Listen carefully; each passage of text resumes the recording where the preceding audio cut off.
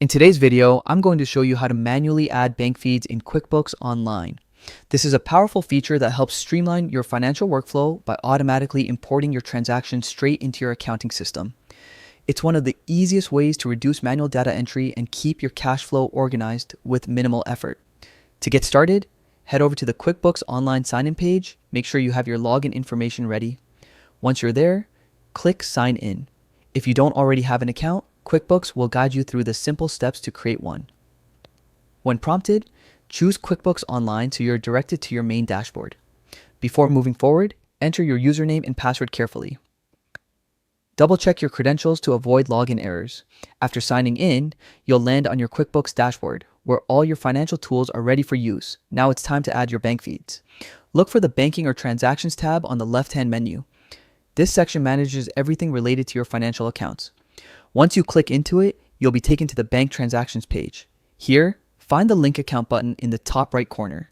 It might take a moment to spot, but once you click it, QuickBooks will open a window where you can choose the type of account you want to connect, such as a checking account, savings account, or credit card.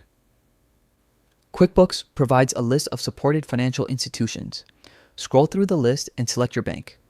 If your bank doesn't appear, you may need to manually download and upload your transactions later.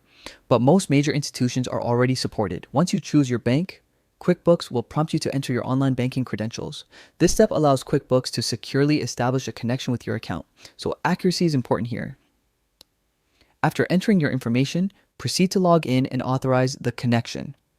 The authentication process may take a minute or two, but it's essential to ensure that your banking data is synced safely. When the connection is complete, QuickBooks will begin importing your recent transactions automatically. From this point on, your activity will stay updated, saving you time and helping you maintain accurate financial records without the hassle of manual entry. And just like that, you've successfully added bank feeds in QuickBooks Online.